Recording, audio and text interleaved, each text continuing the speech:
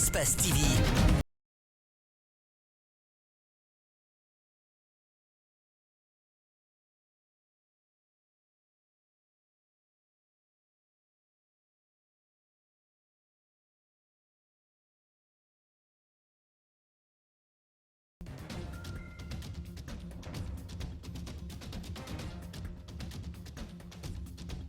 Au sommaire, 3 des 4 ministres nommés hier ont pris fonction ce mardi. Maurice Sanda Kouyaté, Julien Yombuno et Charlotte Daffé s'engagent à mener des réformes nécessaires dans leurs départements respectifs. Bientôt, un code de santé publique en Guinée. Les travaux de validation ont débuté ce mardi. Ils vont permettre de parfaire le système de santé publique. Et puis les inondations font encore des victimes à Simambossia. Certains pointent du doigt la mauvaise exécution des travaux de construction de canaux d'évacuation.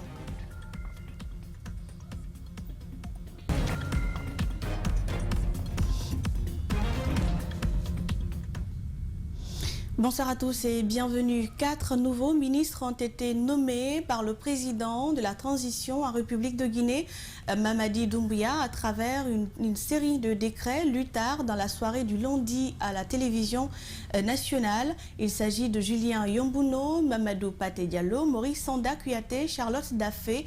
Ces nouvelles nominations portent à 7 le nombre de ministres du gouvernement de la transition sur un total de 25 portefeuilles à pourvoir, d'après l'ossature annoncée par le Premier ministre Mohamed Beyavogui, nommé le 5 octobre dernier. Portrait des nouveaux promus avec Justin Leno. Julien Yombuno, né en 1964 à Balocho, district de Baladou-Pébal, dans la sous-préfecture de Koundou au sud de la Guinée, dans la préfecture de Guékédou. Après ses études au Maroc, Julien rentre en Guinée la même année 1990. Il est engagé à la fonction publique et muté la même année au lycée de Lola, où il va servir en qualité de professeur de français et de littérature de 1991 à 1998. Avant d'être ministre, il était spécialiste éducation chargé de la qualité à l'UNICEF Guinée de mai 2018 à sa nomination. Il est nommé par décret le 25 octobre ministre du Travail et de la fonction publique. Mamadou Paté Diallo, désormais ministre de la Santé et de l'Hygiène publique, est diplômé de la faculté de médecine de l'université Gamal Abdel Nasser de Conakry avant de poursuivre ses études aux États-Unis, d'où il est également titulaire d'une maîtrise de santé publique de l'université d'État de San Diego, puis un diplôme spécial de santé publique de l'université catholique de Louvain en Belgique. Lui aussi est nommé ministre de la Santé et de l'Hygiène publique. Dame Charlotte Daffé, dans un décret lu à la télévision nationale, le colonel Mamadi Doumbouya l'a nommé au poste de ministre des Pêches et de l'économie maritime. Selon le contenu du dit décret, Dame Daffé occupait les fonctions de directrice du contrôle interne chez Total Guinée. Elle dispose d'un DES en comptabilité, commerce et gestion. Enfin, Maurice Sanda Kouyaté, le nouveau chef de la diplomatie guinéenne, était auparavant le directeur exécutif du comité interafricain sur les pratiques traditionnelles. Médecin de formation, il a reçu en 2020 le prix Nelson Mandela de l'ONU pour son engagement contre les mutilations génitales féminines. Lui aussi est nommé par le colonel Mamadi Doumbouya. Et nous restons dans le même cadre. 3 des 4 nouveaux ministres ont officiellement pris fonction ce mardi aux affaires étrangères, à la fonction publique et à la pêche. Les nouveaux chefs de département ont été installés par le ministre secrétaire général du gouvernement. Ils s'engagent à opérer des réformes nécessaires au bénéfice des Guinéens. Suivez-les au micro de Alseni Bari et Aliouba. Je compte sur vous, mes chères sœurs. Pas de bisbilles. Pas d'injures, pas de complot. Travaillons ensemble. La Guinée tend la main à tous nos partenaires. Nous les respectons, nous les remercions pour ce qu'ils ont fait. La Guinée va poser sa transition sur la table. Elle ne sera pas à négocier, elle est déjà négociée par les Guinéens. Elle sera à aider, à supporter. Et pour cela, nous comptons sur eux. Mesdames et messieurs, chers invités, je mesure l'immensité de la tâche qui m'attend dans un secteur où la réussite a une incidence positive sur l'économie nationale.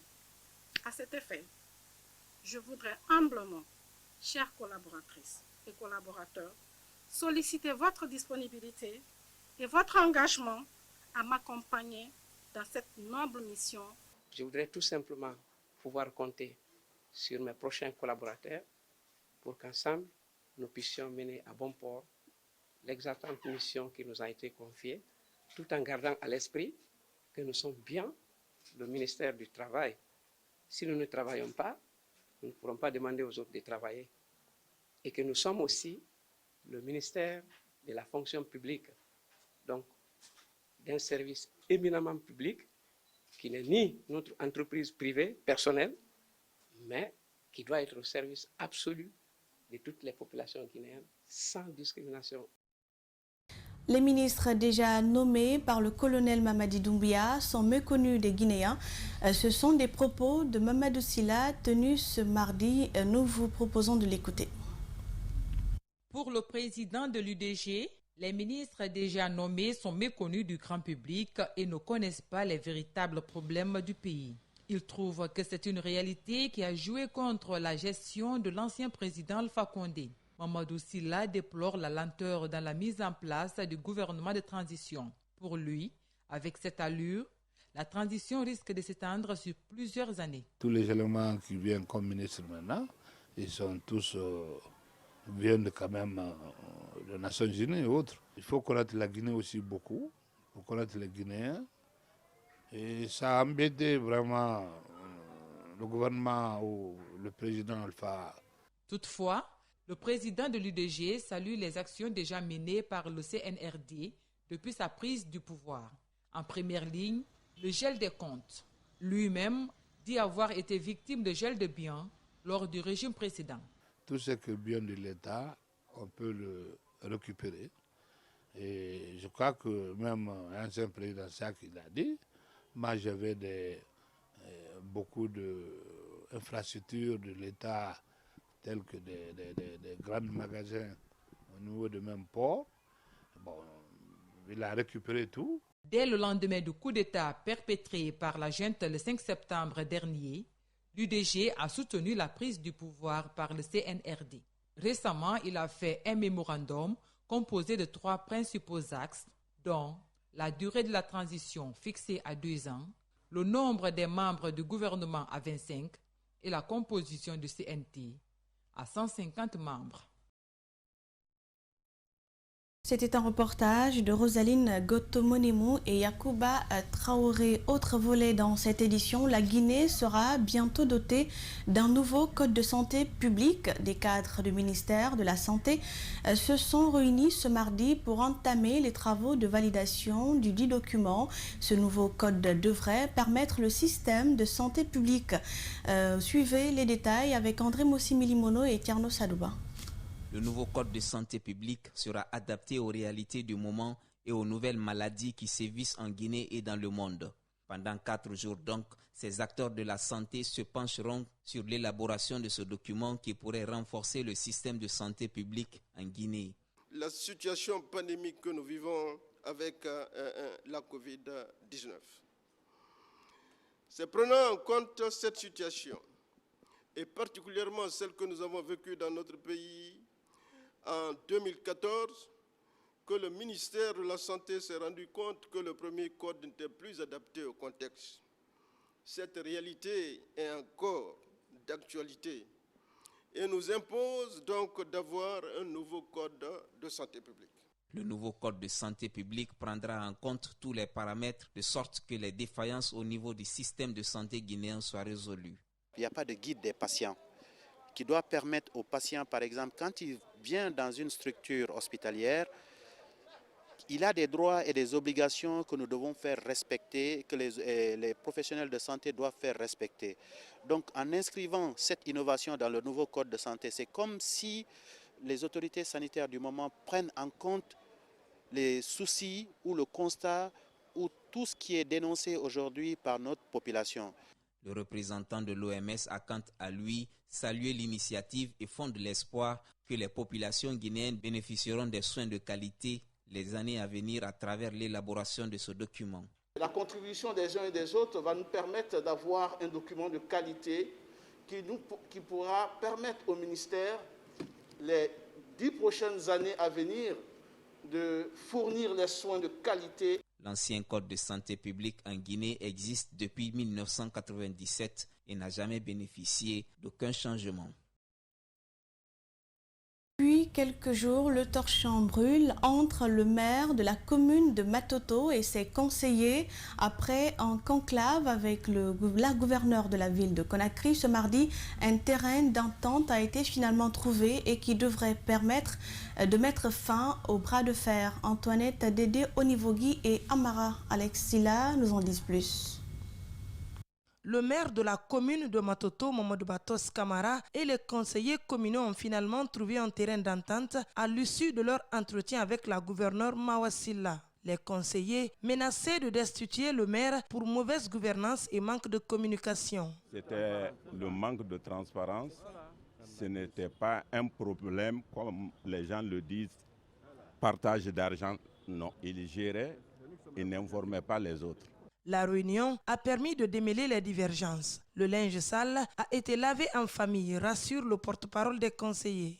Je vais vous dire maintenant que tout va bien grâce à Madame la gouverneure, grâce à la sagesse de tous les conseillers, à la compréhension de tous les conseillers. Tout va bien, Matoto marche maintenant. Pour Ismaël Doucouré, il est question aujourd'hui que tous les conseillers soient des acteurs de la transition et non des observateurs. Nous devons cultiver l'esprit de redevabilité vis-à-vis de l'ensemble des conseillers, mais également de l'ensemble de nos citoyens.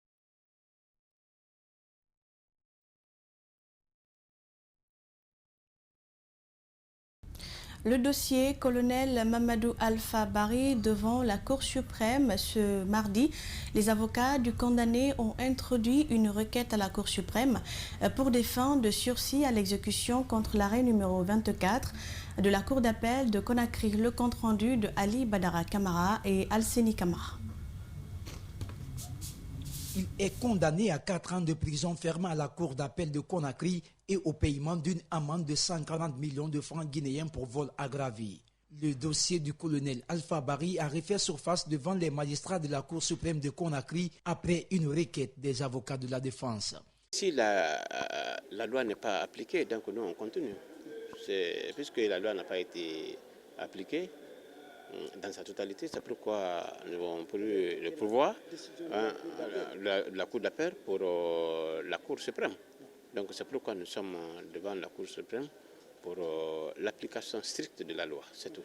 Avisé de nouveau par la Cour suprême pour l'ouverture du procès, la partie civile n'a pas répondu à l'appel ce mardi. Une absence qui justifierait ce renvoi de l'audience au 9 novembre prochain. Je ne sais pas pourquoi il ne s'est pas présenté aujourd'hui, sinon qu'il était informé et il a reçu l'avis d'audience. Il n'a pas comparu, je ne sais pas pourquoi il n'est pas venu. Mais de toute façon, puisque la Cour suprême, la Chambre a pris la décision, donc en renvoyant cette affaire au 9 novembre prochain, ultime renvoi, donc celui qui ne viendra pas ce jour-là, la Cour va prendre sa décision. Condamné le 9 juillet 2020, le colonel Mamadou Alpha Barry a passé 18 mois en prison. Je vous l'annonçais à l'entame, à Simambossia, dans la commune de Ratoma, une famille a été victime d'inondations la nuit d'hier. C'est la famille Baldé qui pointe du doigt la mauvaise exécution des travaux de construction des canaux d'évacuation par la jeunesse du quartier. Ce différend entre voisins est latent et revient dans la presse à chaque catastrophe. Malik Sangiana Camara et Tierno Sadouba nous en disent plus dans ce reportage. Quelques problèmes techniques, nous y reviendrons dans nos prochaines éditions d'information. Et ce journal s'achève. Calisso l'a réalisé. Prochain rendez-vous avec les infos à 22h avec Philomène Bangoura. Prenez soin de vous et bonne soirée sur Espace TV.